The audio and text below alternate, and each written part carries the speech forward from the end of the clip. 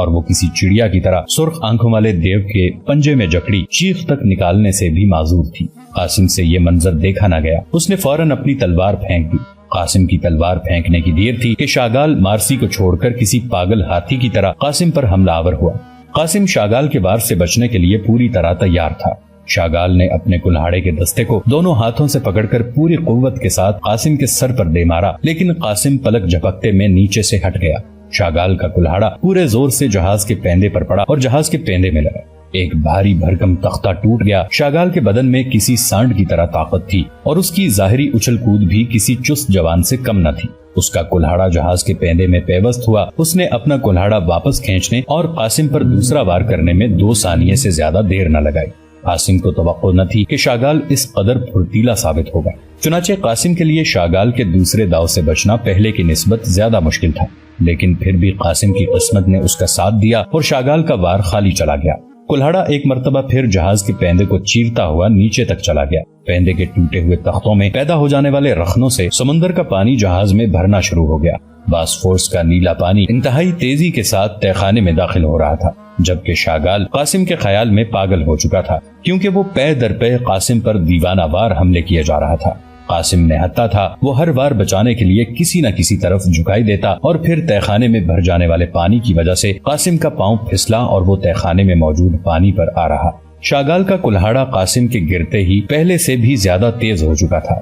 وہ گرے ہوئے قاسم پر برق آسمانی بن کر گرا اور جہاز کے پیندے کو مزید پھاڑ دیا۔ اب تو سمندر کا پانی کسی نل کی طرح اندر آ رہا تھا اور جہاز غرق ہو جانے کا خطرہ پیدا ہو چلا تھا، لیکن قاسم کے لیے ممکن نہ تھا کہ وہ خالی ہاتھ اس دیو ہیکل کلہاڑا باز کا مقابلہ کر سکے۔ چنانچہ قاسم مسلسل شاگال کے واروں سے خود کو بچاتا رہا اور ایک وقت وہ آیا جب تہ خانے میں 1 فٹ سے زیادہ پانی بھر گیا اور قاسم کے لیے شاگال کے واروں سے خود کو بچانا مزید مشکل ہو گیا۔ قاسم خود کو بچاتا بچاتا ایک ایسی جگہ پہنچ گیا جہاں سے حملہ کرتے ہوئے شاگال کو مارسی نظر نہیں آ سکتی تھی۔ چنانچہ مارسی نے سنہری موقع سے فائدہ اٹھایا اور تہ خانے کے اندر موجود سمندر کے پانی میں جھل مل کرتی قاسم کی شمشیر اٹھا دی۔ شاگال مارسی کی کارروائی سے بالکل بے خبر تھا۔ مارسی کے لیے آواز پیدا کیے بغیر شاگال تک پہنچنا ممکن نہیں تھا، کیونکہ پانی میں چلتے ہوئے چھپ چھپ کی واضح آواز سے شاگال کا چونک جانا لازمی تھا۔ لیکن ادھر وقت بھی بہت کم تھا، جہاز کسی وقت بھی غرق ہو سکتا تھا۔ چنانچہ مارسی نے آواز کی پرواہ کیے بغیر شاگال کی طرف دوڑ لگا دی اور اس سے پہلے کہ شاگال قاسم پر آخری اور کامیاب وار کرتا، کیونکہ قاسم اب ایک تنگ جگہ میں پھنس چکا تھا، مارسی پہنچ گئی۔ شاگال کا کلہاڑا قاسم پر قہر بن کر گرنے کے لیے فضا میں اٹھا، لیکن فضا سے نیچے کی طرف واپس نہ آ سکا، کیونکہ مارسی کی تلوار شاگال کی کمر میں گھس کر اس کے پیٹ کی جانب سے نکل گئی تھی۔ شاگال کے اٹھے ہوئے ہاتھ اٹھے کے اٹھے رہ گئے اور نیچے سے قاسم تڑپ کر ایک طرف ہٹ گیا۔ تلوار شاگال کے پیٹ میں ترازو ہو چکی تھی اور وہ کسی ذبح ہوتے ہوئے بیل کی طرح ڈکرا رہا تھا۔ تہ خانہ کمر تک پانی سے بھر چکا تھا۔ اب کسی لمحے جہاز غرق ہونے والا تھا۔ چنانچہ قاسم اور مارسی نے ایک دوسرے کو آنکھوں ہی آنکھوں میں تہ خانے سے نکلنے کا اشارہ کیا اور ایک دوسرے کے ہاتھ پکڑ لیے، لیکن مارسی کے لیے پانی میں چلنا مشکل ہو رہا تھا۔ بہرحال کسی نہ کسی طرح پاؤں گھسیٹتی ہوئی مارسی تہ خانے کی سیڑھیوں تک قاسم کے ہمراہ پہنچ گئی۔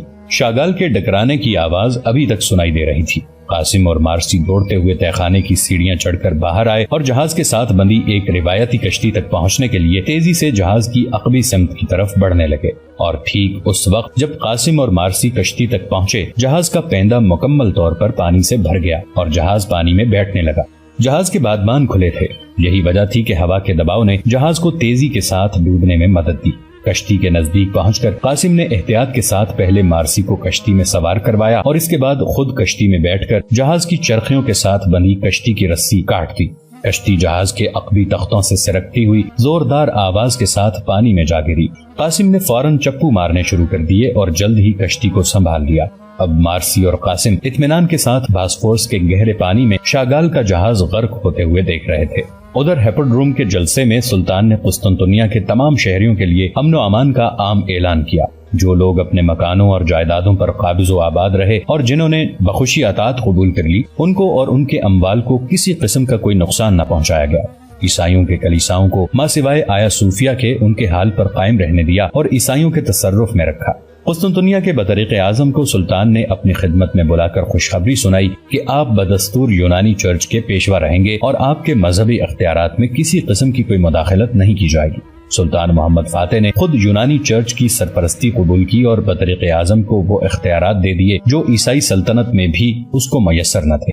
عیسائیوں کو مکمل مذہبی آزادی عطا کی، کلیساؤں کے اخراجات پورے کرنے کے لیے بڑی بڑی جاگیریں بخشیں، جنگی قیدیوں کو جو فتح مند فوج نے گرفتار کیے تھے سلطان فاتح نے خود اپنے سپاہیوں سے خرید کر آزاد کیا اور ان کو شہر قسطنطنیہ کے ایک خاص محلے میں آباد کیا۔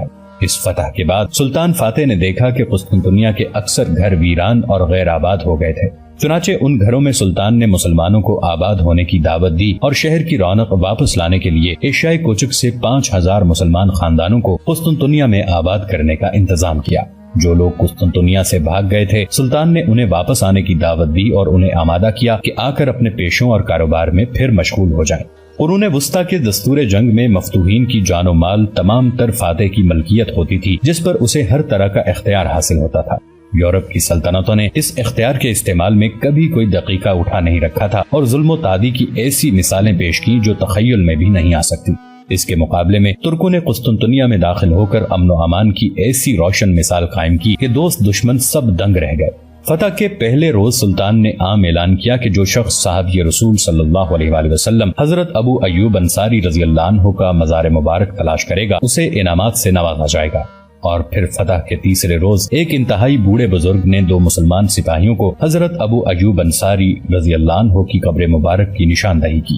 مرقد مبارک کو تلاش کر لیا گیا لیکن وہ سفید ریش بزرگ دوبارہ کسی کو نظر نہ آیا۔ سلطان محمد فاتح نے حضرت ابو ایوب انصاری رضی اللہ عنہ کے مزار مبارک کے نزدیک ایک مسجد تعمیر کرنے کا حکم دیا جو تاریخ میں جامعہ ابو ایوب کے نام سے پہچانی گئی۔ سلطان نے قسطنطنیہ کو اپنا دارالسلطنت بنا لیا اور اسی شہر سے باقی ماندہ ممالک یونان، Serbia, Bulgaria, Belgrade, Bosnia, Maurya, Trabzon, سنیوب، مجمع الجزائر، کریمیا، ولیشیا، البانیہ، ہرزگوینیا، وینس، روڈس اور ٹورنٹو وغیرہ فتح کر کے عثمانی سلطنت میں شامل کیے۔ قاسم اور اس کے اہل خانہ بھی قسطنطنیہ میں مقیم ہو گئے اور قسطنطنیہ میں ان کا گھر بوڑھے عباس کے زیر سایہ ہرا بھرا نظر آنے لگا۔ اب قاسم کی 2 بیویاں تھیں۔ مارسی کو قاسم کی پہلی بیوی حمیرہ نے بصر و چشم قبول کیا تھا۔ مارسی قاسم کی پوری داستان بھی سن چکی تھی اور اب وہ قاسم کے گھر میں اپنی زندگی کے مسرور ترین شب و روز گزار رہی تھی۔ فتح قسطنطنیہ سے 15 روز بعد قاسم کے لیے ایک عجیب واقعہ پیش آیا۔ قاسم اپنے اہل خانہ کے ساتھ رات کے کھانے سے فارغ ہو کر بیٹھا اپنے واقعات سنا رہا تھا کہ گھر کے دروازے پر دستک ہوئی۔ قاسم کے بھتیجے عمر اور علی دوڑتے ہوئے بیرونی دروازے کی جانب لپکے۔ کچھ دیر بعد کمرے میں ایک باپردہ خاتون داخل ہوئی جو بوڑھے عباس سے ملنے آئی تھی۔ بوڑھا عباس باپردہ خاتون کو مل کر پرجوش لہجے میں اپنے اہل خانہ سے مخاطب ہوا۔ ارے اس سے ملو، جانتے ہو یہ کون ہے؟ یہ بھی میری بیٹی ہے۔ عباس ایک دم خاتون سے کہنے لگا، بیٹی یہ نقاب ہٹا لو، یہ تمہارا اپنا گھر ہے۔ ارے کیا تم اکیلی آئی ہو؟ عبداللہ کہاں ہے؟ میرا داماد۔ لیکن تمہیں ہمارے گھر کا کیسے پتا چلا؟ عباس جوش کے عالم میں بولتا چلا گیا۔ گھر کے سب لوگ حیران تھے۔ عباس کی بیٹی مریم، مارسی اور حمیرہ آگے بڑھیں اور انہوں نے مہمان خاتون کو احترام کے ساتھ بیٹھنے کے لیے کہا۔ خاتون نے عباس کو بتایا کہ اس کا خامند عبداللہ بھی اس کے ساتھ آیا ہے جو باہر بگی کے پاس موجود ہے۔ عمر اور علی خاتون کے خامند عبداللہ کو لینے چل دیے۔ قاسم باپردہ خاتون کی آواز سن کر بری طرح چونکا۔ یہ آواز اسے جانی پہچانی محسوس ہوئی۔ ابھی وہ یہی سوچ رہا تھا کہ خاتون نے اپنے چہرے سے نقاب الٹ دی اور عین اسی وقت بوڑھے عباس کی آواز سنائی دی۔ یہ میری بیٹی روزی ہے۔ یہ ایک معصوم مچھیرن تھی۔ گزشتہ برس انہی دنوں میں جان جسٹینانی کے سپاہی اس بیچاری کو اٹھا کر لے گئے تھے۔ اتفاق سے ٹھیک اسی وقت ہم لوگ موقع پر پہنچ گئے۔ ہم نے عیسائی فوجوں کو سبق سکھایا اور میں روزی کو اپنے ہمراہ رومیلی حصار میں لے گیا۔ روزی نے رومیلی حصار میں 3-4 ماہ کھانا پکانے اور دیگر کاموں میں ہماری بہت خدمت کی۔ اس کی کہانی بہت دردناک ہے، سننے کے لائق۔ قاسم کا دماغ سنسنا رہا تھا۔ اسے اپنے بدن پر راشا طاری ہوتا ہوا محسوس ہوا۔ یہ تو وہی روزی تھی جس نے مچھیروں کی بستی میں اس کی بہت مدد کی تھی اور قاسم کے لیے ہر خطرہ مول لے لیا تھا۔ سونیا کی طرح یہ بھی قاسم کو دل دے بیٹھی تھی اور اس کے انتظار میں دن رات سہانے سپنے دیکھنے لگی۔ ہاں، یہ وہی روزی تھی۔ رومیلی حصار میں جب بوڑھے عباس نے مختلف قصے سنانے کے دوران اسے شہزادی حمیرہ کے شوہر قاسم بن حشام کا قصہ سنایا تھا تو وہ قاسم کی باتیں سن کر پہچان گئی تھی کہ اس کا محبوب جو ایک رومی پادری کے روپ میں اسے ملا تھا حمیرہ کا شوہر قاسم بن حشام ہی تھا۔ یہ جان کر قاسم بن حشام کسی اور کا ہو چکا ہے، روزی نے اس کے سپنے دیکھنے چھوڑ دیے اور بوڑھے عباس کی بیٹی بن کر رومیلی حصار میں رہنے لگی۔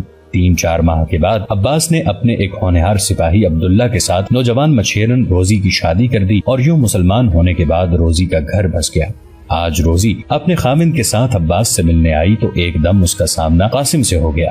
روزی بھی اگرچہ کسی حد تک گھبرائی ہوئی تھی، لیکن قاسم تو بری طرح سٹ پٹا گیا۔ روزی کی نگاہوں نے چند لمحوں میں قاسم سے ہزاروں سوال پوچھ لیے، جن میں سے کسی ایک کا جواب بھی قاسم کے پاس نہ تھا۔ حمیرہ نے عباس کی زبانی روزی کی کہانی سنی تو شرارت آمیز نظروں سے اپنے شوہر کی طرف دیکھنے لگی، کیونکہ وہ قاسم سے نوجوان مشیرن کی دلچسپ داستان پہلے ہی سن چکی تھی۔ قاسم سے اور کچھ نہ بن پڑا تو سر کھجاتا ہوا کمرے سے باہر نکل گیا۔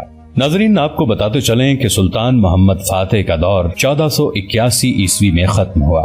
1451 عیسوی سے 1481 عیسوی تک 30 سال کا عرصہ سلطان محمد فاتح نے قسطنطنیہ پر حکومت کی۔ سلطان کے دور میں اسلامی سلطنت یورپ میں دور دور تک پھیل چکی تھی۔ سلطان فاتح کے بعد عثمانی فرمانرواؤں میں سلمان اعظم قانونی 1550 عیسوی تا 1566 عیسوی نے بہت شہرت پائی۔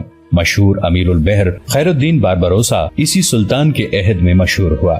خادم الحرمین الشریفین کا لقب سب سے پہلے سلیم اول عثمانی کے حصے میں آیا۔ مصر کے عباسی خلیفہ کی اجازت سے سلطان کا لقب سب سے پہلے بایزید نے اختیار کیا تھا، لیکن عثمانی فرمانرواؤں میں منصب خلافت بھی سب سے پہلے سلیم اول عثمانی کو نصیب ہوا۔ آخری عباسی خلیفہ المتوکل نے، جو قاہرہ میں سلاطین مملوک کے زیر سایہ ظاہری شان و شوکت کے ساتھ مگر حقیقتاً بغیر کسی اقتدار و اختیار کے زندگی بسر کر رہا تھا، دستار خلافت سلیم اول عثمانی کے سر پر رکھ دی۔ مقامات مقدسہ اور حرمین شریفین کی کنجیاں حضور صلی اللہ علیہ وآلہ وسلم کی تلوار مبارک، علم اور چادر بطور سند خلافت سلیم کے حوالے کر دی۔ تب سے عثمانی خلفاء کے نام کا خطبہ پڑھا جانے لگا۔ عثمانی سلطنت تقریباً 600 سال قائم رہی اور خلافت عثمانیہ کا آخری بد نصیب خلیفہ سلطان عبد الحمید خان ثانی ثابت ہوا، جس کی حکومت پہلی جنگ عظیم کے نتیجے میں ختم ہوئی اور خلیفہ نے 1918 عیسوی میں اپنی نظر بندی کے دوران وفات پائی۔ ناظرین، اس کے ساتھ ہی سلطان محمد فاتح کی کہانی کا یہ سلسلہ یہیں پہ اختتام پذیر ہوا۔ ہمارا اور آپ کا اللہ نگہبان۔